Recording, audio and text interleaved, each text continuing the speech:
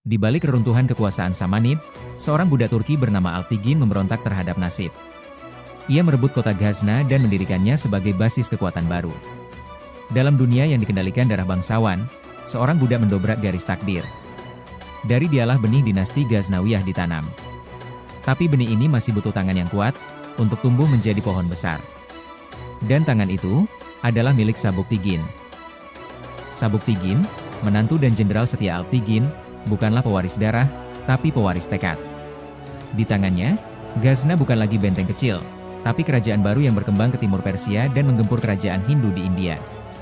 Ia membangun kekuatan di medan perang, dan ketegasan di pemerintahan.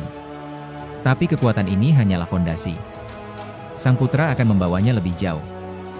Dan ia akan mengukir nama yang mengguncang dunia, Mahmud.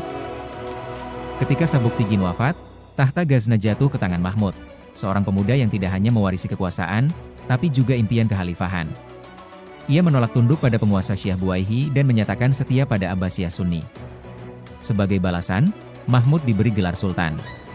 Untuk pertama kalinya dalam sejarah Islam, gelar Sultan digunakan secara resmi. Tapi Mahmud tak cukup puas hanya menjadi Sultan. Ia ingin jadi legenda. Dan langkah pertamanya dimulai di India. Mahmud bukan hanya datang ke India untuk menjarah, ia datang untuk menanamkan kekuasaan. Dalam 17 ekspedisi, ia tak hanya merebut emas dan meruntuhkan kuil Somnath, ia juga menanam benih Islam di tanah Hindu. Ia membawa perubahan yang tak bisa dibalikan. Tapi Mahmud tahu, kekuatan tak bisa hanya dibangun lewat pedang. Maka ia kembali ke Ghazna, dan membangun peradaban. Ghazna bersinar. Mahmud membangun istana, masjid, dan madrasah. Ia mengundang ilmuwan seperti Al-Biruni dan penyair seperti Ferdowsi. Dari kota ini, peradaban meluas ke timur. Ghazna bukan hanya markas militer, tapi jantung intelektual dunia Islam. Tapi bahkan kota sekuat ini, tak bisa abadi.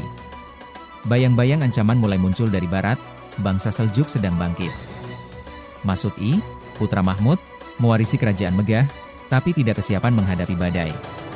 Tahun 1040, dalam Perang Dandanakan, pasukan Ghaznawiyah hancur oleh Seljuk. Khurasan jatuh. Mahkota kejayaan mulai retak. Ghazna bertahan, tapi tak lagi dominan. Inilah awal dari akhir. Namun sejarah belum selesai. Karena meski kekuasaan rapuh, warisan mereka akan abadi. Meski Ghaznawiyah akhirnya runtuh, mereka telah membuka jalan.